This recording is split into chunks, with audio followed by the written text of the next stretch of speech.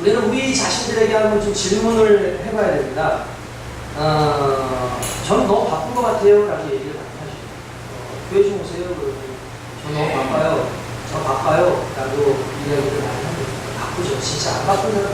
요즘 일상의 생활은 너무나 바쁩니다. 전에도 말씀드렸지만 지금은 오히려 발달되면 발달될수록 익혀야 되는 것, 그걸 행해야 되는 모든 것들이 다 복잡하고 더 많은 것들을 해야 되고 뭐 흔히 말하는 어떤 나름대로 기술의 발전이 막 몇 년 단위가 아니라 이제는 막 몇 달, 몇 주 단위로 이렇게 바뀌기 때문에 솔직히 그런 거 하나하나 익히는 게 상당히 참 어렵고 힘들고 바쁩니다. 그런데 중요한 질문이 있습니다. 당신이 얼마나 바쁜가가 아니라 당신이 무엇에 바쁜가? 이게 핵심 질문입니다. 당신이 얼마나 바쁘냐가 중요한 게 아니라 당신이 무엇에 바쁜가가 중요합니다. 여러분들 인생 가운데 바쁘죠. 바쁜 일들 진짜 많죠. 급한 일들 많죠. 근데 무엇이 급했나? 무엇이 그렇게 급한가? 결국 경중을 둔다고 한다면 우리는 경한 것에, 이 말하는 가벼운 것에 급했나? 아니면 중요한 것에 급했나를 좀 생각해 볼 필요가 있습니다. 이 질문들이 항상 저와 여러분들의 삶 가운데 이렇게 던져져야 될 질문이고, 나는 도대체 뭐가 그렇게 급했을까? 뭐가 그렇게 바빴을까라는 걸 생각했을 때, 자기를 한번 뒤돌아봤을 때 결국 바쁘게 나를 이끌어갔던 그것이 결국 나예요. 그것이 나의 욕심이고 나의 본능이고 나의 소망일 수 있습니다. 그래서 여러분들과 제가 오늘 깨달아야 되는 것은 내가 하나님 앞에서 예배를 드리는 것보다 더 바쁘고 예배를 드리는 것보다 더 급하고, 아니 하나님께서 맡겨주신 것보다 더 귀하다고 여기고 있다고 한다면 그 부분이 결국 우리에게 무상이 되어지는 것이고 우리를 쓰러뜨리는 것이라는 걸 오늘 저와 여러분들이 깨달아야 될 수 있습니다. 무엇보다도 가장 중요한 것은 우리가 하나님께 소망을 가지고 있는 사람들은 하나님 앞에 달려가는 그 길 앞에서 순종하고 복종하고 그런 하나님이 원하시는 그 길 앞에서 나의 모든 것을 좀 내려놓을 수 있는 부분들이 있죠. 좋은 교회, 좋은 성도, 또 좋은 가정, 그리고 좋은 그분나 직장인들이 상당히 중요합니다. 왜 그러냐면은 일반적으로 바구니속 꽃게라는 말이 있어요. 바구니속 꽃게라는 게 뭐냐면은 이제 간혹 가다가 꽃게를 파는 분들이 바구니 안에다가 꽃게를 넣어놓고 있습니다. 이제 살아있는 꽃게요. 요즘에 꽃게철이잖아요. 그죠? 시장 지난번에 한번 가보니까 싱싱한 꽃게가 이렇게 있더라고요. 요즘에는 꼭 철이 아니라도 꽃게를 쉽게 볼 수 있대요. 여러분들 아시겠지만 많이 들어보셨을 거예요. 저기 지중해 쪽에 이탈리아 이런 쪽에 지금 푸른색의 그 개들이 어마어마하게 많아요. 그래서 푸른색의 개들이 어마어마하게 많아가지고 그 개들이 불도 잡아먹고 거기에 있는 이제 어패류도 잡아먹는 거예요.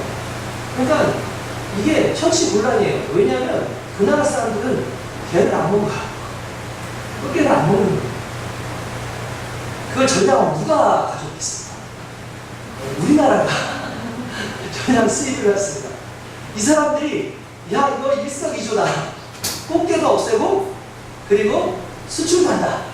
게다가 수출하는 게 싸잖아요. 우리 입장에서는 훨씬 싸잖아요. 근데 요즘에 이 사람들이 머리를 쓴대요. 우리가 개 없이는 못 산다는 걸 알고 값을 올린다는 거예요. 사람들이 이제 화장실 들어갔다가 나왔을 때 마음이 다르다고 그런다는 거예요. 그래서 지금 부산에서는 이름을 바꿨대요. 이름을 수입용 걸 부산 청꽃게 이렇게 해가지고 그걸 특산물처럼 판다는 거예요. 제가 그 이야기 듣고 참 이제 꽃게가 그 나라가 안 먹는데 우리가 이렇게 먹으니까 또 이렇게 또 수요가 또 이렇게 공급이 또 이렇게 이루어지는구나. 요즘에 사람들이 개발해 주시는 건 이 사람들이 왜 저렇게 가져가나 해서 이탈리아 사람들이 요리를 해보기 시작을 했대요.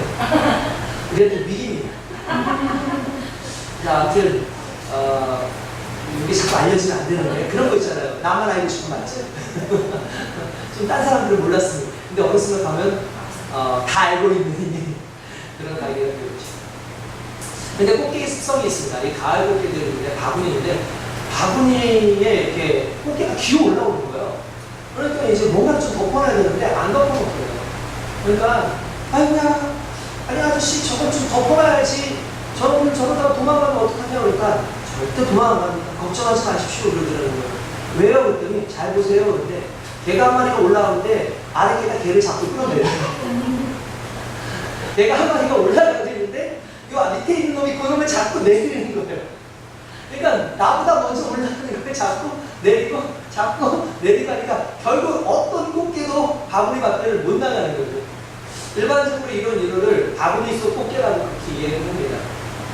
남을 받쳐서서 올려주는 그런 단체가 있는가 하면 나보다 잘난 사람, 나보다 더 대단한 사람이 앞에 갈 때 어떻게든 끌어내리려는 그런 하향 지향적인, 하향 평준화를 원하는 그런 사회 또는 그런 집단들이 있을 수 있어요. 그런 곳에서는 발전이 있을 수 없죠. 가장 좋은 발전이라는 건 결국 내가 나를 희생해서 나 밟고 올라가. 나는 부족하고 연약하지만 그러나 너가 더 위대해지기를 원해. 나는 그 한 마디 속에서 실은 그 위대한 사람을 받쳐줄 수 있는 내가 더 위대한 존재라는 걸 우리는 알아야 됩니다. 그게 섬김의 비밀인 것이죠. 예수 그리스도께서 얼마나 위대하신 분입니까? 그분은 정말 위대하셔서 우리의 모든 죄의 문제를 해결하실 수 있을 뿐만 아니라 온 인류를 창조하시고 온 모든 것을 창조하신 하나님 아니십니까? 그 하나님이신데도 불구하고 가장 낮은 자리에 오셔서 우리를 높이시고 우리를 죄인의 신분에서 하나님의 자녀의 신분으로 만드시는 그 역할을 하셨을 때 모든 사람들이 바라보는 게 바로 예수 그리스도 아닙니까? 그 가장 낮은 그리스도를 바라보는 그 인생. 결국 낮아질 때 섬김의 자리에 있을 때 결국 저와 여러분들이 온전한 믿음 안에 섬김을 주고 있습니다. 그리고 낮아지는 자리에 가장 최고봉이 어디냐? 최고봉으로 오니까 진짜 재밌는데요. 최고봉. 가장 최적의 장소가 어디냐? 예배이죠. 할렐루야. 예배를 우리가 월십이라고 하죠. 그렇죠? 네. 그런가 하면은 서비스라고 얘기합니다. 월십이라는 것은 말 그대로 가치의 관계를 설정한다라는 그런 의미를 가지고 있습니다. 그런가 하면은 서비스라는 말은 섬긴다라는 그런 의미가 있습니다. 마찬가지입니다. 예배는 철저하게 나에게 가장 중요한 가치가 무엇인지를 깨닫고 그것을 하나님께 두고 나의 인생을 하나님 앞에서 섬기는 자세로 내려놓겠다라는 것이 그게 예배라는 것이죠. 그리고 그 예배를 통해서 저와 여러분들이 결국 하나님의 자녀로서의 정체성을 드러낼 수 있다는 걸 믿으시기 중요해요. 축하드립니다. 우리는 예배 드리는 자의 복 또는 예배 드리는 자의 누릴 수 있는 그 복 또는 예배 드릴 자가 나눌 수 있는 축복 이런 개념으로 오늘의 말씀을 한번 보기 바랍니다. 민수기 6장 22절에서 이 말씀은 좀 이제 고린도전서에 나오는 말씀하고 좀 일맥상통한 부분이 있어요. 이게 뭐냐면 실은 이게 축복이에요. 축도예요. 우리가 목사님들이 축도할 때 뭐라고 하죠? 지금은 그죠? 그러잖아요. 지금은 요즘은 이렇게 하잖아요. 지금은 우리 주 예수 그리스도의 은혜와 하나님의 무한하신 사랑하심과 성령님의 감화감동 위로 교통하심이 너희 모든 무리에게 있을지어다 라고 선포하는 게 축도 아닙니까? 이게 신약식의 목사님들이 할 수 있는 축도죠. 그런데 오늘 본문에 나와 있는 이 말씀은 구약시대에 제사장들이 모든 성도들을 향해서 외칠 수 있는 하나님께서 명령하신 축복의 이 언급이었습니다. 축복의 말이었어요. 여러분 이거 너무나 중요하고 이게 우리에게 오늘 상당한 메시지를 던지고 있다는 걸 오늘 말씀을 통해서 좀 우리가 좀 깨닫기를 원합니다. 오늘 본문 말씀의 이 내용은 이런 내용입니다. 이스라엘 백성들이 가나안에 가기 위해서 출애굽을 하고 난 이후에 일정 시내산 아래까지 내려와서 하나님께서 그들에게 성막을 짓도록 명령하십니다. 성막을 짓게끔 하시고 더 성소를 짓게 하고 그 성소 안에 성소와 지성소를 나눠서 하나님께 예배드리는 장소를 만들게 하십니다. 흔히 말하는 간이 텐트 예배 장소입니다. 그런데 중요한 건 정말 어떻게 보면 볼품없을 수도 있겠지만 우리의 눈에 볼 때는 멋진 그런 집이나 어떤 건축물보다는 정말 아무것도 아닐 수 있겠지만 성경에서 성전과 성막의 차이를 두라고 했을 때 하나님은 실은 성전보다 성막을 더 사랑하셨어요. 왜 그러냐면 성전은 사람이 내가 이것을 짓겠습니다 라고 고백하고 내가 지은 거예요. 내가 보기에 좋도록 내 마음이 편하도록 그렇게 지어진 것이라면, 성막은 하나님께서 직접 지으라고 명령하시고 설계도까지 내려주신 게 성막이에요. 볼품 없어 보이지만 하나님께서는 성막에서 함께 하시며 이스라엘 백성들을 이끄셨다는 걸 우리가 잘 알아야 됩니다. 이렇게 성막을 하나님께서 광야에서 만들게 하신 이후에 다 만들고 난 다음에 나름대로의 뭐 이렇게 명령을 다 주셨어요. 레위인들, 특별히 레위인들에게 어떤 지파, 레위 지파 중에 어떤 자손들은 이제 성전에 이 성막에 있는 성구들을 들고 가라. 또 어떤 이들은 그 성막 텐트를 들고 가라. 어떤 사람들에게는 법궤를 메고 가라. 이런 식으로 다 명령을 해주고 다 나눠줬는데, 그걸 감당하는 사람들이 누구냐면 레위 지파 사람들이었어요. 그리고 레위 지파 사람들 중에서 아론과 아론의 자녀들은 대제사장이라고 하는 그 직분을 가지고 하나님을 섬기는 그런 역할을 했었던 사람들입니다. 그러니까 이 사람들이 그렇게 모든 걸 다 만들고 나서 직분 제지까지 다 해주고 난 다음에 하나님께서 갑자기 모세를 불러서 이렇게 합니다. 너는 이제 가서 너의 형인 아론과 그 아론의 자녀들에게 이렇게 선포하게 해라. 이스라엘 백성들한테 이렇게 선포하게 해라 라고 하면서 불러주신 말씀이 오늘 성경에 나와 있는 그 말씀이에요. 여호와는 내게 복을 주시고 너를 지키시기를 원하며, 여호와는 그의 얼굴을 내게 비치사 은혜 베푸시기를 원하며, 여호와는 그 얼굴을 내게로 향하여 드사 평강 주시기를 원하노라 라고 할지니라. 만약에 그렇게 하면 내가 그대로 복을 그들에게 주겠다라고 말씀을 하셨습니다. 할렐루야. 그렇습니다. 자, 여기서 일단 우리가 중요시 여겨야 되는 몇 가지 상황들이 있겠죠. 뭐냐면, 왜 아론이 있을까? 왜 제사장이 있을까? 직급으로 봐도 모세가 직접 명령할 수 있잖아요. 어떻게 보면 모세는 하나님과 직접 대면하고 하나님을 만나고 하나님의 말씀을 듣고 그걸 이스라엘 백성들한테 이야기하는 사람 아닙니까? 그런데 아론과 그의 제사장들에게 이 명령을 하도록 했단 말이에요. 도대체 왜 모세를 건너뛰어서 아론과 제사장들에게 그렇게 하게 했을까? 이게 중요한 포인트입니다. 왜 그러냐면 여기에는 중요한 내용이 있어요. 이 성막이 지어지기 이전까지 예배라는 것은 그냥 단순한 그냥 하나의 자기들 나름대로 그냥 하고 싶은 대로 그려지는 예배의 형식이었어요. 근데 하나님께서 정확하게 예배의 형식을 만들고 예배라는 것을 딱 제정해 놓으시고 난 다음부터 사람들이 그 예배를 드려야 되는데, 그 예배는 모세도 안 돼요. 이스라엘 백성 그 누구도 예배를 드릴 수 없어요. 예배를 드릴 수도 있는 택한 사람들이 있는데, 그게 바로 레위인 중에서 그것도 대제사장들만 직접 성막에 들어가서 예배를 드릴 수가 있었습니다. 그러니까 이렇게 생각하시면 돼요. 하나님께서 이 선포를 하시게 했을 때 이 선포의 중심은 예배라는 것입니다. 그러니까 이스라엘 사람들은 예물까지는 준비할 수 있습니다. 근데 대제사장이 그 예물을 가지고 가서 하나님께 드리는 예배를 누가 드려요? 제사장이 대신 드려줘요. 그러니까 제사장의 권한은 어떻게 보면 이스라엘 모든 백성들을 대표하고, 또한 하나님의 말씀을 듣고 하나님께 예배 드리는 그 중간자의 역할을 하고, 하나님의 예배를, 하나님께 드리는 예배를 이스라엘 백성들에게 하나님께 드리는 말씀을 또 선포하는 그런 역할을 했다는 거예요. 그러면 달리 말하면 무엇이라고 할 수 있냐면, 결국 하나님께서는요, 예배자를 통해서, 예배자를 통해서 축복하는 것이고, 예배자를 통해서 하나님의 영광을 드러나게 하신다. 여러분, 이게 너무나 중요한 거예요. 오늘날 실질적인 제사장들이 없죠. 그러니까 많은 사람들이 목사님이 제사장 아니십니까? 목사님이 예배를 대신 드려주시면 되는 거죠 라고 생각하는데, 실은 여러분들 그것은 나름대로 여러분들이 목사님에 대해서 약간 좀 오해하는 부분이에요. 왜 그러냐면, 성경에는 정병은 너만 목사다, 누구누구 너만 목사다, 너만 제사장이다 라고 말씀하지 않고, 베드로전서 2장 9절에는 이렇게 나옵니다. 그러나 너희는 택하신 족속이요 왕같은 제사장이요 거룩한 나라요 그의 소유된 백성이. 할렐루야. 그러니까 모든 예수 믿는 사람들이 누구라고요? 거룩한 제사장이라고요. 우리가 어떻게 제사장일 수 있죠? 하나님 앞에 예배드리러 나아갈 수 있는, 지성소 안에 들어갈 수 있는 유일한 존재는 제사장이었잖아요. 근데 왜 우리를 제사장이라고 그러니까? 우리는 그런 권한이 없는데요. 그때 히브리서 10장에 이렇게 나옵니다. 여러분 히브리서 10장 18절에서 한번 20절 한번 같이 한번 읽어봅시다. 한번 여러분 펴보세요.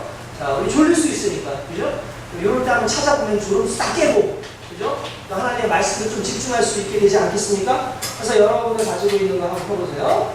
자, 히브리서 10장 18절에서 20절까지 한번 같이 한번 읽어보도록 하겠습니다. 여러분 다 되셨나요?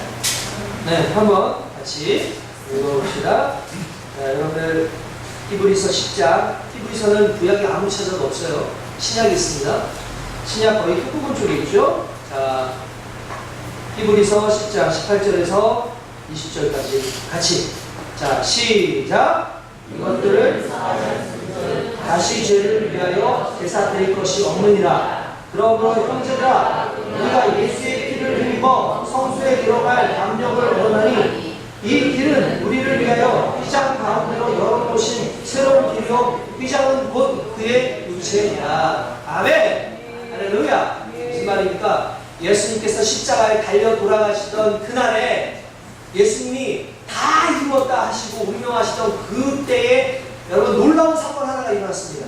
그게 뭐냐면 성전에 성막의 휘장이, 지성소로 가는 성막의 휘장이 두 쪽으로 쫙 찢어져 버렸어요. 지금까지는 항상 제사장만 들어갈 수 있었는데 성막에 있는 휘장이 찢어졌다는 건 이제 하나님께서 드러났다는 거예요. 자신을 드러내 주셨다는 거예요. 왜냐하면 더 이상 죄의 문제로 우리는 하나님 앞에 갈 수 없었는데, 죄의 문제가 예수 그리스도의 십자가 달려 돌아가시고 말미암아 더 이상 누구도 하나님께 가는 그 길을 막지 못하게 된 거예요. 그러니까 우리는 하나님께 들어갈 수 있는 담대함을 가지고, 담력을 가지고 가는 거죠. 누구의 피로? 예수 그리스도의 피로. 할렐루야. 그렇기 때문에 이게 복음이고 이게 능력이고, 그 이후로 우리 누구나 다 왕같은 제사장입니다. 오늘처럼 이렇게 공적 예배는 당연히 담임 목사님이 있습니다. 왜냐하면 이것은 교회이기 때문에 그래요. 교회 안에서는 교회의 공동체로서의 예배를 드리기 때문에 그렇지만, 여러분들의 삶의 예배 속에선 여러분 한 사람 한 사람이 직접 하나님께 아뢰 수 있고, 여러분 한 사람 한 사람이 직접 하나님을 볼 수 있고, 하나님 앞에 기도할 수 있고, 하나님의 능력을 얻을 수 있다는 거죠. 그렇기 때문에 여러분, 우리가 이런 담대함을 가지고 우리가 거룩한 제사장이 됐다는 사실 앞에 오늘 무엇보다도 여러분들 담대함으로 주님 앞에 예배드리는 귀한 신령들 되시길 주님의 이름으로 축원드립니다. 방금 전에 말씀드렸지만 이 예배드리는 것, 하나님께서 우리에게 허락하신 그 예배의 그 모습들 정말 중요합니다. 예배를 드릴 수 있는 자격, 그리고 예배를 드릴 수 있는 자에게 주어지는 자격이라는 게 나눠져요. 무슨 말이냐? 예배를 드릴 수 있는 자격은요, 일단은 하나님의 택하심이 있어요. 그리고 신약시대에 오면은 그 택하심은 특정 사람이 아니라 예수 그리스도의 보혈을 믿는 모든 자가 이미 택한 자입니다. 그러므로 우리의 자격은 예수 그리스도로 정결하여져서 하나님 앞에 담대히 나아갈 수 있는 사람이 결국 예배 드릴 수 있는 자격이 있습니다. 그러니까 예배를요, 아무나 드린다고 받으시는 게 아니에요. 아무나 드린다고 예배를 받으시는 거예요. 누가 예배를 드릴 수 있는 겁니까? 여러분, 제가요, 지금 여러분 착각하면 안 돼요. 제가 제사장처럼 여러분들한테 예배를 드려주는 게 아니에요. 지금 여러분들이 지금 예배를 드리는 거예요. 지금 이 순간에. 그러니까 여러분들이 제사장이에요. 단지 저는 이 안에서 예배를 인도하고 하나님의 말씀을 선포하는 거죠. 그러나 지금 예배는 여러분들이 드리기 때문에 지금 여러분들이 이 자리에 나와 있다면 한 가지만 깨달으시면 됩니다. 나는 예수 그리스도의 피값으로 사신 자다. 그래서 내가 하나님 앞에 갈 수 있는 담대함이 바로 그리스도 예수의 보혈로 말미암아 있는 것이다. 라고 믿으시기 주님의 축원드립니다. 할렐루야. 그런가 하면은 이렇게 예배를 드린 자에게 주시는 자격이 뭘까요? 여러분, 제사장들에게 왜 선포하라고 했을까요? 이런 복을 선포하라고 했을까요? 간단합니다. 여러분, 이들이 하는 말은요, 사람의 말이 아닌 것입니다. 최근에 AI로 또는 챗GPT 같은 것으로 설교 본문을 만들어달라는 본문을 만들어주세요. 누가 본문을 만들어가지고 가져와. 저기 이렇게 보내주길래 읽어봤는데, 와, 저보다 설교가 좋아요. 대단합니다. 예화도 다 들었어요. 심지어 어떤 예화도 좀 알려줘. 그러면, 워낙 AI가 뻥을 잘 치니까 기술자인지 아닌지 모르겠지만, 예화를 주는데 감동이 돼요. 그래서 거기다 몇 가지 치는 거예요. 감동이 되는 사람의 가슴을 녹일 수 있는 그런 예화를 알려줘. 그러면 지식하고 나옵니다. 그리고 설교를 해준다. 설교를 한다. 요즘에 AI가 참 무서운 것입니다. 어떻게 보면 이 종교의 영역, 흔히 말하는 이 믿음의 설교의 영역까지도 그들이 올 수 있다고 보여주는데, 실은 그것도 하나의 데이터예요. 지금까지 있었던 모든 목사님들의 설교라든지 이런 것들을 다 거기 입력시키니까 그것들이 다 데이터를 분석해가지고 이러면 이렇다 해가지고 그 반응으로 만든 게 거의 대부분 그런 거죠. 그런데 어떤 목사님이 나와서 얘기해요. AI가 따라갈 수 없는 게 있다. 뭐냐면 설교할 때 말하는 자의 영적 능력을 말하는 것입니다. 무슨 말이냐면 AI는 영이 없어요. 영혼이 없어요. 그들이 어떠한 목소리를 어떻게 얘기해도 그 안에 하나님의 영이 담겨있지 않기 때문에 그건 머리로 느껴지는 그냥 논리적인 내용이라는 거예요. 그러면 왜 이것을 따를 수 있냐? AI는 예배드리지 않는다.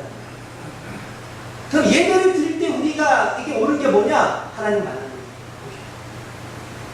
예배를 드리는 순간 하나님이 우리 만나시고 있다고요. 여러분, 이게 얼마나 큰 복인 줄 아십니까? 내가 예배를 드리는 순간 AI를 할 수 없는 거, 하나님을 볼 수 없는 거. 그런데 우리는 하나님을 봐요. 하나님 말씀을 들어요. 하나님 내게 감동을 주세요. 여러분, 그래서 우리 한 사람 한 사람, AI가 아니라 여러분 예배를 드린 여러분 한 사람 한 사람들이 입으로 내뱉는 그 말에 능력이 있어요. 그래서 함부로 말하면 안 돼요. 예수 믿는 자가 누구를 저주하고, 예수 믿는 자가 어떤 잘못되어진 그 부분을 자꾸 이야기하고, 예수 믿는 자가 정말 하나님께서 원하시지 않는 것들을 자꾸 품고 얘기하는 그 순간에 중요한 건 우리 하나님을 만난 게 아니에요. 그래서 예배는 살아계신 하나님을 만나는 시간이에요. 그리고 그 하나님으로부터 영광이 부여되는 것이고, 영광이 부여된 우리가 하는 말들이 영광의 말이 되는 것이고, 그것이 우리 축복의 원리입니다. 오늘 이 예배 시간은 그냥 시간이 아니고 하나님을 만나는 시간입니다. 여러분들이 영역으로 채워지는 시간. 여러분들이 그리스도의 보혈을 만나면 담대하게 하나님을 만나고 하나님께서 주신 죄사함의 권세와 여러분들의 입술에서부터 하나님의 그 창조의 능력이 나오는 거예요. 하나님의 말씀의 능력은 창조의 능력이죠. 하나님 말씀으로 창조하셨잖아요. 만든다는 내용, 여러분 우리 원래 사도신경에는 전능하사 천지를 만드신이라고 되어 있어요. 근데 우리는 바꿨죠. 전능하사 천지를 창조하신. 만든다는 것은 말 그대로 재료들이 있으면 그걸 붙이는 게 만드는 거예요. 근데 여러분, 하나님은요 재료들을 가지고 붙이지 않았어요. 말씀 한마디로 생겨나라, 말씀 한마디로 이루어라 라는 그 말씀 하나하나가 결국 능력이 되죠. 그래서 하나님의 말씀의 능력은 창조의 능력인 거예요. 그럼 우리에게 있어서 똑같은 거예요. 창조의 능력이에요. 자 보세요. 어려운 일이 있어요. 문제가 있어요. 기본적인 우리의 삶과 모든 것들을 다, 왜냐하면 우리가 이거를 풀려면 지금 옆에 있는 것들을 다 갖다 대입을 해가지고 풀어야 되잖아요. 근데 그것들은 만들어진 거잖아요. 그러니까 그 모든 것으로 풀면 좋은데 풀 수 없다라는 낭망이 올 때가 있죠. 내가 이걸 가지고도 안 돼, 돈 가지고도 안 돼, 뭐 가지고도 안 돼. 그거는 왜냐하면 우리 인간은 만든 거와 관련돼서 사용할 수 있어요. 그래서 도저히 안 된다고 해요. 근데 한 가지 잊으면 안 돼요. 하나님을 창조하세요. 하나님을 만듦을 뛰어넘어버려요. 그래서 우리의 입술에 권세가 있는 거예요. 엄마, 나 지금 상황 봐. 내가 된다고? 엄마, 지금 내 몸뚱이를 봐. 이게 된다고? 엄마, 지금 내 사고를 봐. 내 환경을 봐. 이게 된다고? 그래, 네 눈에는 안 되겠지. 왜냐하면 매여 있으니까. 이게 재료니까 아닙니까? 근데 하나님은 창조하시는 분이잖아. 내 입술의 고백이 그걸 뛰어넘는 창조의 영으로 드러나는 거 아니냐. 이 역사가 있다는 거예요. 이게 누구에게 주어지는 거예요? 예배하는 자. 하나님께 예배하는 자에게 주어지는 거예요. 예배당에 왔다고 예배드리는 자가 예배당에 왔으면 하나님을 만나보자 갈망이 있고 간절함이 있고 그리스도의 보혈에 대한 뜨거움이 있을 때에 예배드리는 자가 예배를 드리고 하나님을 만나줘요. 그럼 변해요. 할렐루야. 네. 저는 그런 생각을 많이 합니다. 교회에서도요, 은혜 못 받는 사람 계속 은혜 못 받아요. 은혜 받는 사람 계속 은혜 받아요. 원리가 뭘까요? 예배자냐 아니냐입니다. 내가 예배자로 서잖아요? 들려요. 예배자로 서지 않잖아요? 말씀이 졸려요. 힘들어요. 앉아있는 게 피곤해요. 그리고 이 예배자가 아닌 사람들의 특징이 있어요. 예배를 드리기 이전에 나의 삶을 막 살아요. 예배를 준비하지 않아요. 예배자가 아닌 거예요. 예배자는 예배를 준비해요. 그게 중요해요. 그리고 그 이 예배자의 삶의 모습은 고스란히 나의 자녀들에게 물려지고요. 예배자들의 그 모습들은요, 나의 자녀들에게 보여져요. 이게 너무 중요한 거예요, 지금. 그럼 다시 말할게요. 이거는 지금 예배 드리는 태도가 보여진다는 거예요. 예배 드리기 이전의 삶이 보여진다는 거예요. 그렇죠? 부모들은요, 예배 오기 이전의 삶 속에서 이미 하나님의 예배드릴 준비를 보여줘야 돼요. 근데 그게 보여지지 않으니까 예배를 와서도 아이들은 보지 못하고 나 스스로도 솔직히 그게 잘 안 돼요. 지난 금요일날 설교를 하는데 우리 권사님이 그런 얘기를 했어요. 목사님, 예배드릴 땐 반드시 예물을 드려야 되는 건 아닙니까? 맞습니다. 예물을 드려야 됩니다. 예배니까 예물을 드려야 돼요. 예물을 가지고 하나님께 나아가죠. 물론 이제 수많은 다른 의미가 있겠지만, 있을 수 있겠지만, 그리스도의 보혈 앞에 나오는 어린 양을 드리는 예물을 의미하는 거예요. 그러나 이때 이제 공적 예배 속에서 가장 중요한 게 뭐냐면 또 내가 가장 값진 것을 드리는 거죠. 오늘날 삶을 살아갈 때 가장 값진 게 뭐죠? 삶을 가장 값진 게 뭐예요? 그래. 어떻게 보면 예물로 돈을 드리는 이유는 가치를 매길 단위가 돈밖에 없어요. 그래서 돈을 드리죠. 또 한 번 얘기해요. 성경에는 11조를 얘기하는데 목사는 왜 교회에서 11조 얘기 안 했어요? 왜 자꾸 성도들 눈치 보세요? 저는 성도들 눈치 봐서 11조 얘기는 안 하는 게 아닙니다. 확실한 게 하나 있어요. 11조는 당연한 건데 믿음이에요. 그러니까 내 믿음을 반지하는 것일 수 있어요. 근데 여러분, 그 믿음의 특징이 하나 있어요. 성경 보면 하나님께서 11조 허락해요. 그걸 통해서 목회자를 또는 교회를 또 이제 나름대로 일을 하는 데 당연히 쓰라고 그렇게. 그러니까 너 삶만이 아니라 하나님께 세우신 교회의 삶도 너희가 책임져야 돼라는 의미에서 11조를 하는 거예요. 아이고, 여러분 부끄러워 하는 게 아닙니다. 근데 특징이 하나 있어요. 11조로 내는 부모들의 가정의 자녀들은 11조를 다 합니다. 근데 11조를 안 하는 가정의 집의 자녀들은 11조를 안 합니다.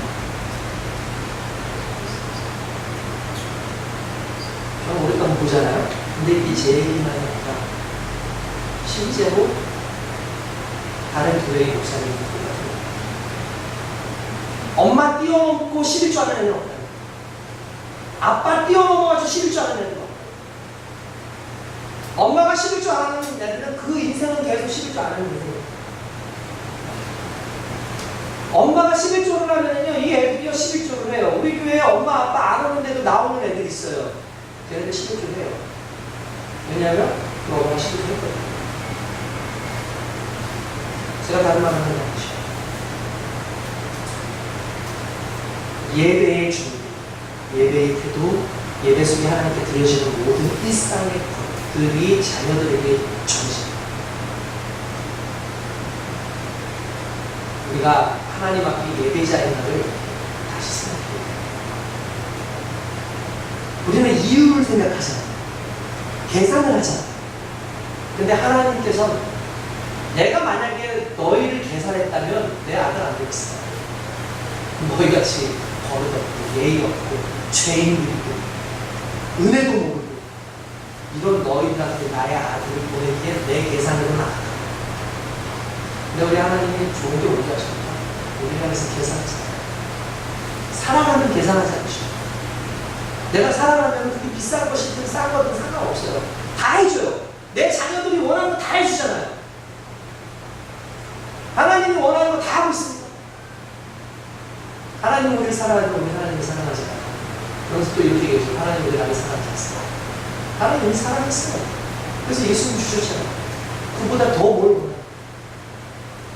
가장 중요한 거 주셔요. 이게 예배 속에서 예배자가 가져야 되는 의식이에요. 여러분, 이것은 여러분들 부끄럽게 하려고 하는 얘기가 아니에요. 이 말씀을 통해서 참된 예배자로서의 삶을 살아보자는 그렇게 서보자는 거예요. 그래서 내 자녀가 예배드리는 걸 힘들어하는 거 결국 제 문제도 있을 수 있어요. 제가 우리 집 요즘 자녀들 보고 있으면 저도 저 스스로에게 문제가 있다고 생각하고 회사도 똑같이 그런 거예요. 결국 우리가 다시 삶 속에서부터 제대로 뭔가 보여주지 않으면 뭔가 제대로 서지 않는 건 결국 주일날의 예배 하나로 감당되는 일이 아니야. 여러분의 일상의 삶이 예배예요. 예배의 준비예요. 그게 되지 않는다면 문제가 되겠죠. 이렇게 예배드릴 수 있는 자격을 통해서 하나님께서 복을 주는 것입니다. 이스라엘 백성들한테 복을 줄 때 세 가지를 얘기합니다. 첫 번째, 여호와는 내게 복을 주시고 너를 지키시기 원하며, 두 번째, 여호와는 그의 얼굴을 내게 비춰 은혜 베푸시기를 원하며, 또 세 번째, 여호와는 그 얼굴을 내게로 향하여 그사 평강 주시기를 원하더라. 자 보십시오. 지키는 것, 은혜 주시는 것, 평강 주시는 것. 이 세 가지를 우리 인생 가운데 주시고, 우리 여러분 보세요. 복을 주셨다라는 말을 우리가 착각하면 안 되는 게 있어요. 내가 복을 얘기하죠. 누가 복을 얘기할 수 있을까요? 복을 누리는 사람이 얘기했습니다. 최근에 어떤 형제님이 그런 얘기를 했대요. 내가 신앙생활 좀 열심히 잘해야겠다고 생각을 했대요. 그래서 왜 그러냐 그랬더니 주변에서 자기보다 어린 애들이 졸고 있고 딴짓하고 있고 그런데 그 순간에 막 좀 야단도 좀 치고 싶고 이렇게 했는데 자기 믿음 생활이 너무 엉터리인 것 같아서 그 말을 못하겠더라고요. 그래서 네가 꼭 그렇게 하지 않아도 하나님께서 때가 되면 그들을 다 만지시니까 뭐 하진 않겠지만 그래도 적어도 너 스스로 부끄러움을 깨닫고 너 스스로가 하나님 앞에 먼저 서야겠다라는 그 마음은 너무나 중요하다라고 제가 얘기를 했어요. 이게 정말 중요한 건데요. 이걸 조금 더 대비하면 여러분 내가 하고 있을 때 누군가한테 전할 수 있잖아요. 똑같은 거예요. 내가 그리스도 하나님으로 인해서 내가 복을 받아서 지켜지고 있고 내가 은혜를 받고 있고 내가 평강을 누리고 있을 때에 그걸 전해주시는 능력이 되는 거예요. 그러니까 여러분들이 축복할 수 있다는 건 이미 여러분들도 똑같이 그 능력이 지금 주어져 있다는 거예요. 이게 너무 중요해요. 할렐루야. 이 세 개의 내용 중에서 동일하게 나와 있는, 다 다르지만 동일하게 나와 있는 한 단어가 있습니다. 한 단어라고 하니까 좀 방망스럽습니다. 여호와께서는 복의 주체가 누구예요? 하나님. 복의 주체가 세상에 있는 게 아니에요. 그러니까 여러분 이런 거예요. 잘 들으세요. 여러분들이 잘못 생각하고 있어서 나를 복되게 하는 것이 돈이라고 생각하시면 여러분들이 명예라고 한다면 권력이라고 생각한다면 그게 우상입니다. 왜냐하면 하나님께서 반드시 우리에게 복을 하나님만 주신다고 말씀하십니다. 우리는 여호와 중심 삶을 살아야 돼요. 할렐루야. 그러면서 제일 처음에 나왔던 게 뭐냐면 복이라는 단어예요. 복. 여러분 축복과 복은 다르죠. 자꾸 우리 축복이라는 말을 자꾸 쓰면 안 돼요. 그냥 일단 자, 하나님 내게 축복 주세요. 축복 주세요. 제가 종종 얘기하잖아요. 축복이라는 말은 복을 빌다라는 뜻이에요. 그러니까 하나님 저에게 축복 주세요 그러면 하나님이 하나님보다 더 큰 누군가에게 복을 달라고 이렇게 비는 거예요. 그러니까 말이 안 되는 거예요. 그러니까 뭘 달라고? 하나님 복을 주세요라는 거예요. 축복은 우리가 하는 거예요. 우리가 빌어주는 게 축복입니다. 그런데 하나님의 복은 그게 아닌 거죠. 하나님은 직접 복이시고 우리에게 복을 주시잖아요. 할렐루야. 그렇습니다. 그러면 복이라는 게 뭐냐? 여기 복이라는 그 단어를 보면 첫 번째로 하나님께서 너에게 복을 주시고 라고 할 때 복이라는 말을 따져보면요. 바라크라는 말이 있습니다. 이 바라크라는 이 말 자체가 뭐 행복, 또는 이제 일반적인 세상 속에서 누려야 되는 형통 이런 의미를 또 가지고 있어요. 그런가 하면은 심지어 신약 시대 때 와가지고 심령이 가난한 자는 복이 있나니 라고 되어 있잖아요. 복이 있나니. 그때 복이 있나니 할 때 복은 기뻐하라 하는 뜻이에요. 기쁨이에요. 기쁨. 그러니까 복은 기쁜 거예요. 기쁜 거예요. 그런데 복을 누구에게 주셨냐면 믿는 자들에게 주셨잖아요. 근데 바라크에 또 다른 의미가 있어요. 그게 뭐냐면 무릎 꿇다. 무릎 꿇다라는 의미가 있어요. 여러분 무릎 꿇다. 뭐가 복인 줄 아십니까? 하나님 앞에 무릎 꿇을 수 있는 게 여러분 무릎 꿇을 때 두 가지가 있습니다. 이유가 있습니다. 첫 번째 하나님께 무릎 꿇을 때 세 가지가 있습니다. 첫 번째 하나님께 무릎 꿇을 때 기도합니다. 하나님 복을 주셨어요. 어떤 복을 주셨어요? 하나님께 무릎 꿇고 기도할 수 있는 복을 주셨어요. 무슨 말입니까? 내가 기도할 때 들으시겠다는 얘기예요. 그게 복이에요. 그리고 두 번째가 뭐냐면 무릎을 꿇는 행위 중에 가장 중요한 게 뭐죠? 항복. 그래서 이런 말이 나옵니다. 하나님께서 이스라엘에 비를 내리지 않고 있다가 비를 또 내리게 하시고 엘리야를 통해서 하늘에서 또 불을 내려가지고 선지자들, 그 바알과 아세라 선지자들을 죽이는 사건이 있었죠. 그때에 깨달을 줄 알고 이 사람들이 회개할 줄 알았는데, 아니 솔직히 그렇잖아요. 지금 우리도 마찬가지잖아요. 저는 가끔씩 나 이거 말씀해야 되나라고 고민할 때가 많아요. 말씀을 해도요, 준비해서 해도요, 오늘 지금 들을 때는 가슴이 좀 뜨거운데 말씀대로 살지 않더라고요. 그래서 이 당시도 마찬가지예요. 엘리야가 기적을 보였을 때 이제 하나님께로 돌아오고 있었는데 하나님께 안 돌아오고 오히려 이세벨 같은 여자는 너 반드시 죽일 거야. 오늘 내가 너를 죽이지 않으면은 모든 죄가 나한테 있어. 너 반드시 죽일 거야. 라고. 순간적으로 그 말을 듣고 우울증에 빠져가지고 하나님 앞에 가죠. 몇십 주야를 걸어와서 결국 하나님 앞에 헐창을 가지 않습니까? 그때 하나님께서 막 오실 때 그가 이렇게 얘기하죠. 하나님 왜 나 혼자 이렇게 두셨습니까? 왜 나 혼자 두셨습니까? 나 너무 힘듭니다. 근데 하나님께서 그를 보면서 그걸 교만으로 얘기해요. 너 혼자? 너 혼자라고? 아직 바알에게 무릎 꿇지 않은 7,000명이 있어. 여기서 분명한 거. 바알에게 무릎 꿇지 않아. 바알에게 항복하지 않아. 돈 앞에서 항복했습니까, 여러분? 예배의 시간과 돈을 버는 시간, 예배의 시간과 여러분들이 정말 중요하게 여기는 시간 중에서 어떤 것을 먼저 체크하느냐가 여러분의 무릎을 꿇는 거예요. 항복이죠, 그게. 그게 우상숭배. 항복이 우상숭배. 그러니까 하나님 앞에 무릎을 꿇고 항복입니다. 저 아무것도 아닙니다. 하나님 저 항복입니다. 저가 하나님의 뜻대로 사용해 주세요. 이게 복이에요. 다른 게 복이 아닙니다. 내가 하나님 앞에 무릎 꿇을 수 있는 게 복이에요. 하나님 내 주먹을 믿죠. 저 아직까지 이거 아시죠? 아니 좀 개입하지 말아주세요. 근데 그게 아니라 하나님 내 힘으로는 안 돼요. 아무것도 할 수 없어요. 하나님 해주세요. 무릎 꿇을 수 있는 복. 또한 무릎을 꿇고 나서 또 한 가지가 뭘까요? 무릎을 꿇고 하나님을 찬양하는 것. 여러분들 예배 때 하나님을 찬양하는 거 너무 중요합니다. 저는 여러분 너무 속상해요. 일단은 여러분들이 지각 얘기 좀 할게요. 지각을 하게 되면 그냥 지각 자체가 중요한 게 아니에요. 우리 교회 예배는 몇 시부터 시작해요? 11시부터 시작합니다. 그죠? 찬양이 들어가잖아요. 찬양이 거의 한 30분까지 합니다. 그러니까 대부분 설교 때를 맞춰서 오면 된다고 생각하시는 거예요. 근데 예배는 찬양 들어가면서 들어가는 가장 중요한 거, 예배의 가장 중요한 건 하나님 높이는 거죠. 말씀 듣는 건 하나님이 하시는 거잖아요. 내가 할 수 있는 유일한 능동적인 행동이 뭘까요? 찬양이에요. 그 시간 안 가요. 예배 안 해요. 이해되세요? 아니, 설교 들어오는 게 아니라니까요. 우리가 지금 찬양 드리고 있잖아요.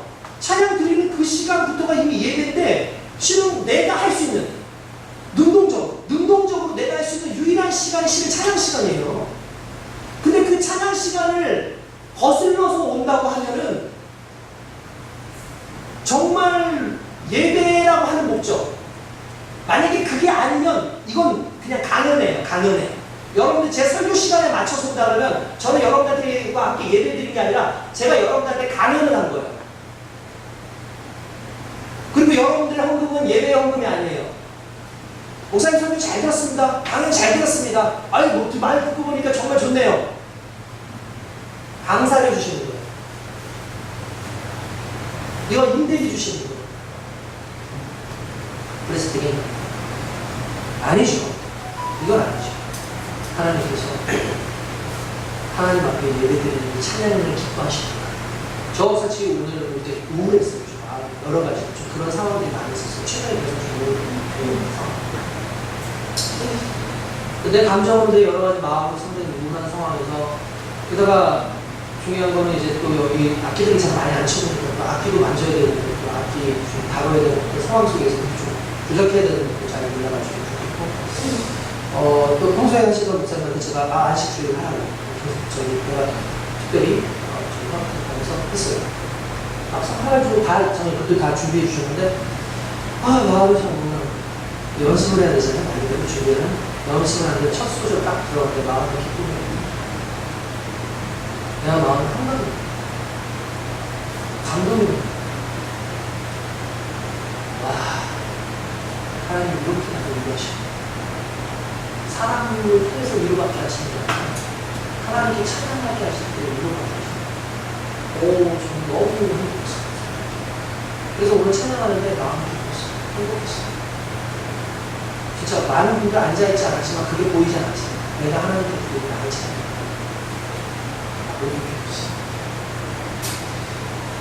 복 있는 사람이 듣지, 복을 주시는 사람들이 듣지는 바로 이런 찬양할 수 있고 무릎 꿇을 수 있고 기도할 수 있는 그때 어떤 능력으로 지켜주신다는 지켜주신다는 게 뭡니까? 두 가지. 지켜주신다는 건 첫 번째, 외부에서부터 나를 쳐들어오는 그 모든 것들을 지켜주시는 거예요. 그죠? 대적들이 있을 거 아니에요. 고난과 환난들이 있을 거 아니에요. 그게 일단 1차적으로 지켜주신다는 의미고, 또 하나의 지켜주시는 건 뭐냐면 내가 계속 나의 믿음을 유지할 수 있도록 지켜주시는 거예요. 지켜주신다는 건 보호만을 의미하는, 그러니까 누군가 쳐들어오는데 나를 지켜준다는 것만을 말하는 것이 아니라 그 어려운 상황 속에서도 내가 흔들리지 않도록 나를 붙잡아 주시고 계신다는 게 지켜준다는 거예요. 하나님께 항복한 사람, 하나님께 기도하는 사람, 하나님께 찬양하는 사람에게 주시는 하나님의 복은 세상에 사단의 권세로부터 나를 지켜주실 뿐만 아니라 내가 가지고 있는 그리스도 예수에 대한 그 믿음을 유지할 수 있도록 지켜주시는 거예요. 할렐루야. 그 지킴이 오늘 저와 여러분들에게 있는 지킴입니다. 뿐만 아닙니다. 하나님께서 우리에게 어떻게 하시냐, 우리를 보신대요. 얼굴을 들어서 우리를 보신대요. 무슨 말입니까? 누가 하나님을 볼 수 있습니까? 아무도 볼 수 없습니다. 왜냐하면 죄악된 인간은 하나님을 볼 수 없어요. 근데 하나님을 볼 수 있는 유일한 사람들이 있습니다. 뭡니까? 죄의 문제 해결된 사람. 하나님이 우리를 보신다는 건 우리의 죄 문제를 해결해 주시겠다는 거예요. 그런 사람들에게 주시는 게 뭡니까? 은혜죠. 죄의 문제가 해결되는 게 은혜 아닙니까? 그리고 또 하나를 주신다. 너희에게 평강을 주리라. 평강이 뭐죠? 물론 세상 속에서 사람들하고 잘 하는 것들, 이것도 평강입니다. 그런데 가장 중요한 평강은 하나님과 원수되었던 내가 하나님과 원수의 모든 관계를 끊고 이제 평화를 유지하는 게 그게 평화예요. 그걸 뭐라고 그러나요? 샬롬. 우리 옆에 있는 분들한테 이렇게 합시다. 샬롬. 시작. 샬롬. 샬롬. 자, 자고 있는 사람들 꾹 치면서 자, 샬롬. 샬롬. 그렇죠. 우리는 살롬들이에요. 죽을 놈들이에요. 자, 여러분. 샬롬이라는 그 말을 그냥 단순하게 너 앞으로 잘 될 거야, 너 형통할 거야 라는 그런 의미로 해석하면 안 돼요. 샬롬이라는 거는 방금 전에 말한 거 너와 하나님과의 관계가 연결되었어. 그거야. 그분이 너를 지켜나가는 거예요. 그 샬롬이 저와 여러분에게 이루어져 있습니다. 결국 예배 드리는 자에게 주시는 그 보관, 은혜와 지키심과 평강이 있는 거예요. 근데 그 평강이 이제 우리에게 있는데 하나님께 예수님께서 하나 더 얘기하세요. 야, 십자가를 해라. 십자가는 하나님과 나와의 평강이죠. 그리고 너희끼리의 평강.